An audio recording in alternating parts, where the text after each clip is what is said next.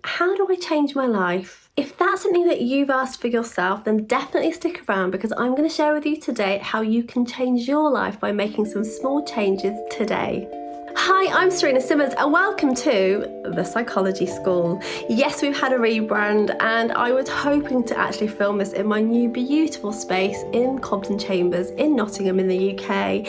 But alas, there is a little thing called COVID-19 and that has prevented me from going into my beautiful space. However, I'm happy just to be here at home in my home office, sharing with you the beautiful shelving behind me. So today I wanted to answer the teeny tiny question, how do I change my life? And I thought it was just a perfect question to answer after a little break from vlogging because it's a question I do get actually asked quite a lot. And if you actually start to type into Google, how do I change my life, comes up pretty much straight away. So there are a lot of you out there asking this question for yourselves. Now I'm going to share with you today a few things that you can do to start making some key changes in your own life today. And it starts by how you think and actually making some small tweaks in your behaviour. Now, to make sense of this, there's something that we first need to get to grips with, and that is everything starts with how we think. Everything that we encounter or anything that we do has to go through our own individual kind of filter of thoughts, feelings, behaviours. If you want to do something or make a change,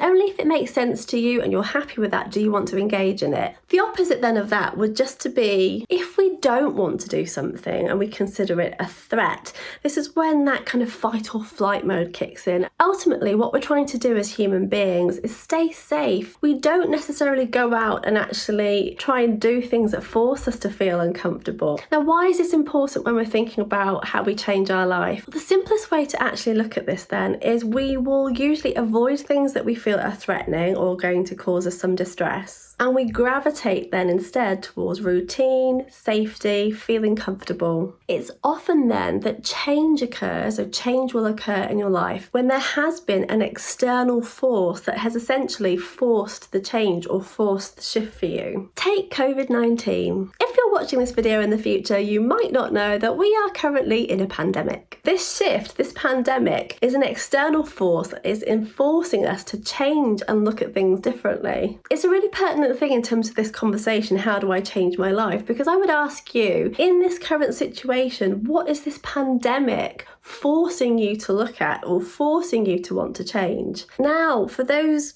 people who are highly sensitive out there, when I say force, I bet your hackles got up a little bit, right? How dare you force me to make a change? I shall not be forced. I don't mean it in its literal sense. In other words, how is the pandemic allowing you to look at things differently? Like I said, human beings are pesky. We often wait for something to force us to make a change. And often when I teach this, I kind of give examples of people who change their health. Look at smoking, for example.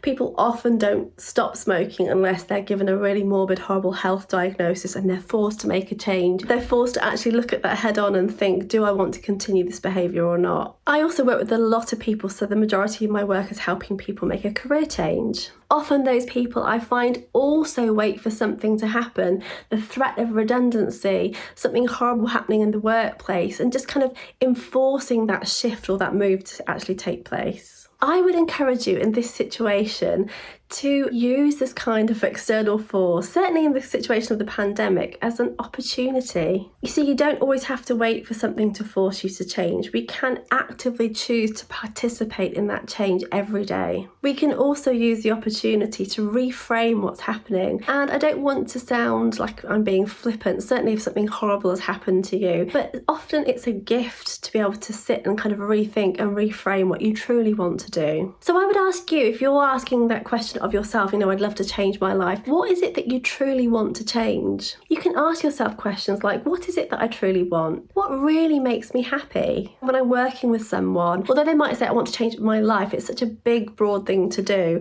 I often find that when you boil it down, there's often just one or two areas or key areas in their life that they truly feel need shifting or kind of rejigging. For some people, it is their career. For some people, it's their health or something to do with their well-being, their body. For other people, it's their relationships.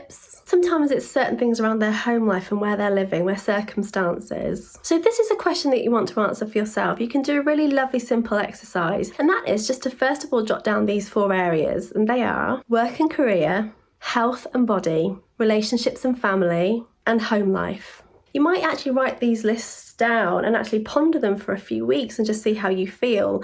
So sit with each area and just write what comes to mind in terms of what you want for those areas of your life. What do you want for your work and career? How do you want that to feel? How do you want it to look? If specific things come to mind, like you have a specific job in mind, then actually write it down. The idea here is not to filter, but I do, as a little unlock, as a kind of a tip, I encourage you first to start with feelings more than concrete thoughts. So like I said, how do you want it to feel more than how do you want it to look? For example, with your career, you might say, I want to feel happy to go into work every day. I want to be raring to go and really excited to be interacting with my colleagues. You can see how this then can translate to your relationships, how you want to feel in your body, or how you want your home to feel. You'll start to notice the themes that are coming up across the board. What do you notice if you do this exercise? Is it that you notice that there's a sense of calm coming through that you feel is really lacking at the moment for you? Is it that you're looking at your list thinking, I actually feel like I want to be having a lot more fun than I'm having? Maybe for you it's something like space, or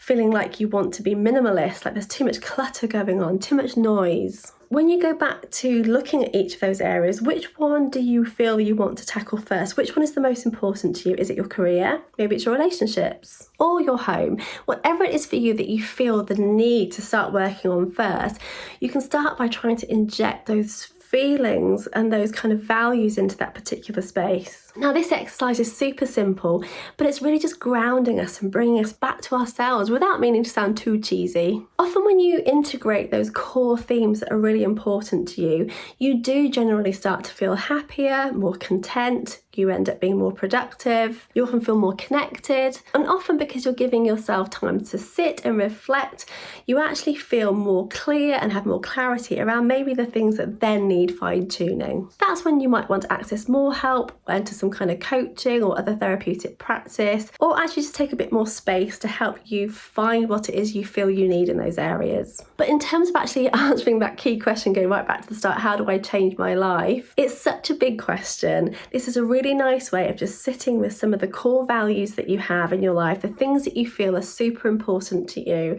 and trying to reintegrate them so that you do feel much more happier and content. Don't forget in all of this process that the fun is in the journey, and there's no such thing as getting it wrong. I hope you've enjoyed today. If you want to find out more about what we do at the Psychology School, and you want to be the first on the mailing list to find out about events, courses, workshops and online training, then definitely sign up in the sign up box below. Also, if you would like to do some free training, which is happening on Monday, May the 11th, which is all about helping you tackle that amazingly big, bold career change, then sign up for that free training. Again, the link is down below. I would love to see you in there. It's completely free to attend. And in that training, I'll be taking you through some very simple things that you can do to start your career change today. I can't wait to see you there, and it's so good to be back. See you later.